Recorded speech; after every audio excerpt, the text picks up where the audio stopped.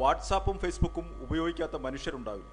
അത്രത്തോളം ഇവ നമ്മുടെ ജീവിതത്തിന്റെ ഭാഗമായി കഴിഞ്ഞിരിക്കുന്നു. വളരെ സ്വകാര്യമായ കാര്യങ്ങൾ പോലും വാട്സാപ്പും ഫേസ്ബുക്കും ഉപയോഗിച്ച് സുരക്ഷിതമെന്ന് കരുതി പങ്കുവയ്ക്കുന്നവരാണ് നമ്മൾ. എന്നാൽ ഇത് തീരെ സുരക്ഷിതമല്ല എന്ന റിപ്പോർട്ടുകൾ.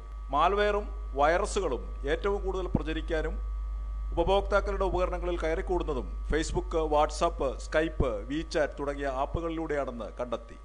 ഈ മാൽവെയറുകൾ ടെക്സ്റ്റ് മെസ്സേജുകളും വോയിസ് കോളുകളും ഉൾപ്പെടെ ഫോണിലെ വിവരം മുഴുവൻ ചോർത്തുന്നു. സ്പൈ ഡീലർ എന്നാണ് ഈ മാൽവെയർ അറിയപ്പെടുന്നത്. ഫോണുകൾ റെക്കോർഡ് ചെയ്യുക, വീഡിയോകളും ഫോട്ടോകളും ഉൾപ്പെടെയുള്ളവയുടെ സ്ക്രീൻഷോട്ടുകൾ ഫോണിന്റെ ഉടമ അറിയാതെ പകർത്തുക എന്നിവയും ഈ മാൽവെയർ ചെയ്യുന്നു. ആൻഡ്രോയിഡ് ആക്സസിബിലിറ്റി ദുരുപയോഗം ചെയ്താണ് ഇവ ഫോണിൽ കടന്നുകൂടുന്നത്. ഉപഭോക്താക്കളുടെ വിവരങ്ങൾ അപ്പോൾ ഇവർ ഹാക്കർമാരെ അറിയിക്കും. ഈ മാൽവെയർ ഉന്നം വെച്ച 10 പ്രധാനപ്പെട്ട ആപ്ലിക്കേഷനിൽ Facebook, WhatsApp, WeChat, Telegram, kick തുടങ്ങിയവയും ഉൾപ്പെടുന്നു.